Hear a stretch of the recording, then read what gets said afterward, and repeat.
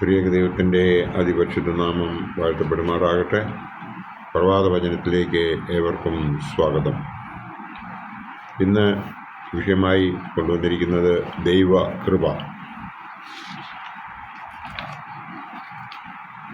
നാം ദൈവകൃപയിൽ ജീവിക്കണം.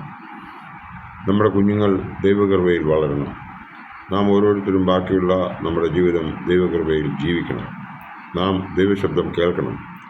അവൻ നമ്മെ മാടി വിളിക്കുമ്പോൾ അത് മനസ്സിലാക്കി നാം അവൻ്റെ ശബ്ദം കേട്ട് അവൻ്റെ അടുക്കലേക്ക് ചെല്ലണം. കന്യമറിയാം കൃപ നിറഞ്ഞവളാണ്. അവൾ ദൈവശബ്ദം കേട്ടവളാണ്. അവൾ ദൈവത്തെ അനുസരിച്ച് അതിൻ്റെ ഫലമായി അവൾ രക്ഷകൻ്റെ അമ്മയായി, ലോകജനതയുടെ മാതാവായി. അവളുടെ മധ്യസ്ഥതയിൽ അപേക്ഷിക്കുന്നവരെ ഒരിക്കലും വെറും കൈയോടെ അവളുടെ മകൻ അയക്കുകയില്ല. നാം ദൈവകൃപയിൽ ജീവിക്കണം. ദൈവവിളി തിരിച്ചറിയണം. അവൻ തന്നിട്ടുള്ളതായ കൃപാവരങ്ങൾക്ക് നന്ദി പറയണം. നാം ഓരോരുത്തരും പറയേണ്ടതായ വചനം നമുക്ക് നോക്കാം. പരിശുദ്ധനായ പൗലോസ്ലീഹ കൊരിന്ത്യർക്ക് എഴുതിയ 1-ാം ലേഖനം 15-ാം അധ്യായം 10-ാം വാക്യത്തിൽ ഇപ്രകാരം പറയുന്നു: എങ്കിലും ഞാൻ ആകുന്നത് ദൈവകൃപയാലാകുന്നു, എന്നോടുള്ള അവൻ്റെ കൃപ വ്യർത്ഥമാകുന്നതുമില്ല. അവരെല്ലാവരേക്കാളും ഞാൻ അത്യന്തം അധ്വാനിച്ചിരിക്കുന്നു. എന്നാൽ ഞാനല്ല, എന്നോട് കൂടെയുള്ള ദൈവകൃപയത്രേ. ആണോ എന്ന് നമുക്കൊന്ന് ചിന്തിക്കേണ്ടതുണ്ട്. നാം ജീവിക്കുന്നത് എങ്ങനെ ആണ് എന്ന് നാം ഒന്ന് ആലോചിക്കേണ്ടതുണ്ട്. നാം ഓരോരുത്തരും നമ്മുടെ കഴിവ് എന്ത് എന്ന് തിരിച്ചറിയാതെ എൻ്റെ കഴിവുകൊണ്ടാണ് ഞാൻ എല്ലാം ചെയ്തത് എന്ന് എടുത്തു പറയുന്നു. നമ്മുടെ കഴിവാണോ അതോ ദൈവകൃപയാണോ ചിന്തിക്കേണ്ടിയിരിക്കുന്നു. നാം ഇന്ന് ജീവിക്കുന്ന ലോകം എങ്ങനെയുള്ളതാണ് എന്ന് നമുക്ക് ഏവർക്കും അറിയാം. ചതിയും വഞ്ചനയും പരദൂഷണവും മാത്രമുള്ള ലോകത്താണ് നാം ജീവിക്കുന്നത്. അതിൻ്റെ മൂർധന്യാവസ്ഥയിലായിരിക്കുന്നതായ അവസരത്തിൽ നാം ദൈവത്തോട് കൂടുതൽ അടുത്ത് അവൻ്റെ കൃപ വരങ്ങൾ മനസ്സിലാക്കി അതിന് നന്ദി പറഞ്ഞ് അവനെ എപ്പോഴും സ്തുതിച്ചുകൊണ്ടിരിക്കേണ്ട കാലത്താണ് നാം ജീവിക്കുന്നത് എന്നുള്ളതിന് യാതൊരു സംശയവുമില്ല. നമ്മെപ്പോലെ തന്നെ ദൈവകൃപ നഷ്ടപ്പെടുത്തിയ ചിലരെക്കുറിച്ച് ഒന്ന് തിരുവചനത്തിലൂടെ നമുക്ക് നോക്കാം.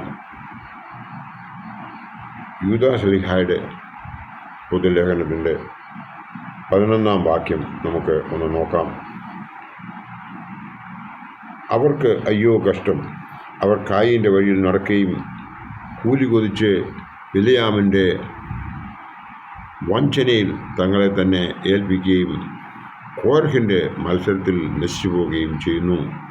അതായത് കായീൻ, ബിലെയാം, കോരഹ് എന്നീ വ്യക്തികൾ ദൈവകൃപ നഷ്ടപ്പെടുത്തിയവരാണ്.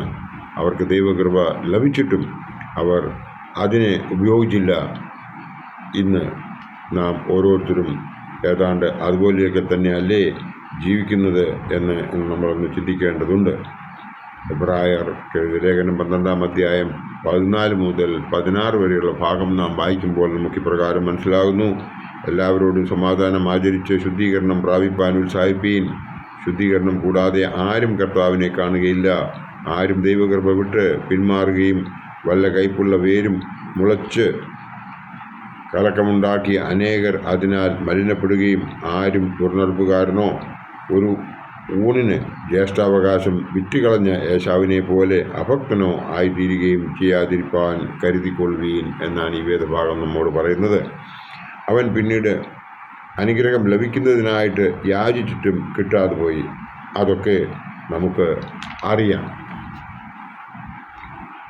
അതായത് അവനവന് കിട്ടിയതായ ആ കൃപാവരങ്ങൾ മനസ്സിലാക്കി അവസരം ഉപയോഗിച്ച് ദൈവത്തിലേക്ക് നാം അടുത്ത് ചെന്നു കഴിഞ്ഞാൽ ദൈവം ഒരിക്കലും നമ്മെ ഉപേക്ഷിക്കുകയില്ല എന്നൊക്കെയാണ് ഇതിൽ നിന്നും നമുക്ക് മനസ്സിലാക്കേണ്ടത്.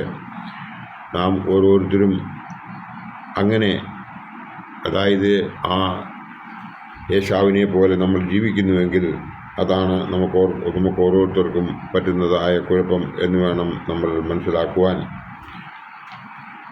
അനുഗ്രഹം വാങ്ങേണ്ട സമയത്ത്, ഈ അനുഗ്രഹം കിട്ടേണ്ട സമയത്ത് അത് മറ്റൊരാൾക്ക് വേണ്ടിയിട്ട് വിട്ടുകൊടുക്കുന്ന യാക്കോബിന് തൻ്റെ ജ്യേഷ്ഠാവകാശം കൊടുത്ത ഏശാവിനെ പോലെ ആയിത്തീരാതിരിക്കാൻ നാം ഓരോരുത്തരും ചിന്തിക്കേണ്ടതുണ്ട്. ദൈവകൃപകളെ ഉപകരിച്ച് ദൈവവിളി സ്വീകരിച്ച് നാം ജീവിക്കണമെങ്കിൽ നമുക്ക് എഗെയിൻ നമ്മുടെ തിരുവചനങ്ങളിലേക്ക് ഒന്ന് നോക്കാം. അങ്ങനെ ജീവിച്ച ഒരുപാട് പേര് നമ്മുടെ ബൈബിളിലുണ്ട്. ഒന്നാമത്തേത് ഹാഗാർ.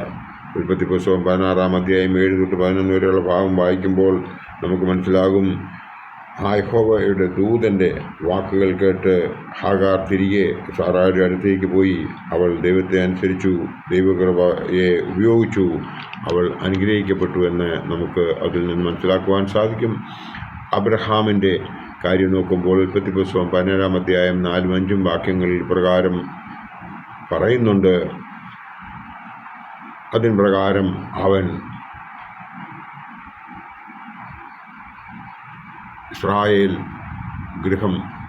ഇസ്രായേലിനെ തൻ്റെ പിതാവായി അവൻ അനുഗ്രഹിക്കപ്പെട്ടു എന്ന് നമുക്ക് മനസ്സിലാക്കുവാൻ സാധിക്കും.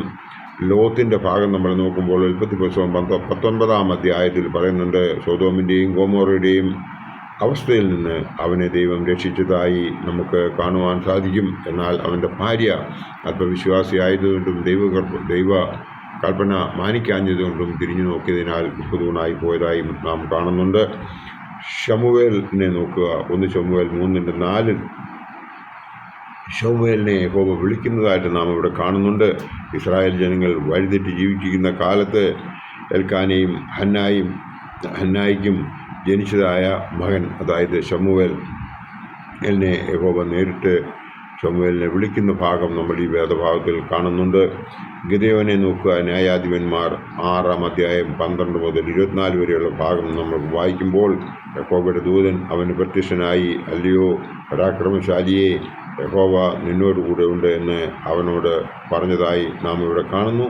ഗിദെയോൻ അവനോട്, എന്തുകൊണ്ട് ഞങ്ങളെ മിദ്യാന്യരുടെ കയ്യിൽ ഏൽപ്പിച്ചു എന്ന് ചോദിക്കുമ്പോൾ ഗിദെയോൻ ചോദിച്ചു. എന്നാൽ ഗിദെയോൻ ആ ദൈവകൃപകളെ ഉപയോഗിച്ചതിനാൽ ഇസ്രായേൽ ജനങ്ങളെ അവൻ രക്ഷിച്ചതായി നമുക്ക് കാണുവാൻ സാധിക്കും. ഹാനോക്കിനെ നോക്കുക. സ്വർഗത്തിലേക്ക് എടുക്കപ്പെട്ടവനാണ്. കാരണം അവൻ യഹോവയുടെ കൂടെ നടന്നവനായതുകൊണ്ട്, അവൻ്റെ വഴികളിലൂടെ യാത്ര ചെയ്തുകൊണ്ട് അവൻ സ്വർഗത്തിലേക്ക് എടുക്കപ്പെട്ടു എന്ന് നമുക്ക് കാണാം. ഏലിയാവിനെ നോക്കുക. ദൈവപുരുഷനായിരുന്നു, ദൈവകൃപകളെ ഉപയോഗിച്ചവൻ, ദൈവവിളി കേട്ട് അനുസരിച്ചവൻ. അങ്ങനെ ജീവിച്ച് ഒരുപാട് ആളുകൾ ഇനിയുമുണ്ട്. ദൈവകൃപയിൽ നാം ജീവിച്ച് കാണിച്ചാൽ മാത്രമേ നമ്മുടെ കുഞ്ഞുങ്ങൾ ദൈവവിളിയെ ശ്രദ്ധിക്കുകയുള്ളൂ. നമ്മുടെ കുടുംബം നമ്മുടെ കയ്യിൽ തന്നെ ആയതിനാൽ ദൈവത്തിൽ ആശ്രയിക്കുക.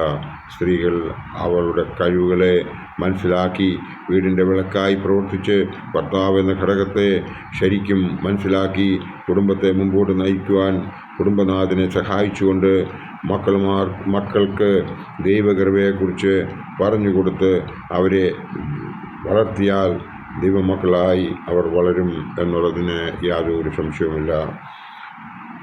അങ്ങനെ നമുക്ക് മുമ്പോട്ട് ജീവിക്കണമെന്നുണ്ടെങ്കിൽ ആ സാക്ഷ്യമുള്ള ക്രിസ്തീയ കുടുംബമായിട്ട് മുമ്പോട്ട് ജീവിക്കുവാൻ വേണ്ടി നാം ഓരോരുത്തരും പ്രയത്നിക്കേണ്ടതുണ്ട്. ഒരു കുടുംബത്തിലെ 3 ഘടകങ്ങളാണ് ഉള്ളത്: ഭർത്താവ്, ഭാര്യ, മക്കൾ. അതിനെക്കുറിച്ച് കൃത്യമായിട്ട് മനസ്സിലാക്കണമെന്നുണ്ടെങ്കിൽ 128-ാം സങ്കീർത്തനം 1 മുതൽ 4 വരെയുള്ള ഭാഗം വായിക്കുമ്പോൾ നമുക്ക് അത് വളരെ ക്ലിയർ ആകും. ദൈവം നിങ്ങളെ എല്ലാവരെയും അനുഗ്രഹിക്കട്ടെ. എൻ്റെ വാക്കുകൾ ഇവിടെ ഉപസംഹരിക്കട്ടെ. നന്ദി, നമസ്കാരം.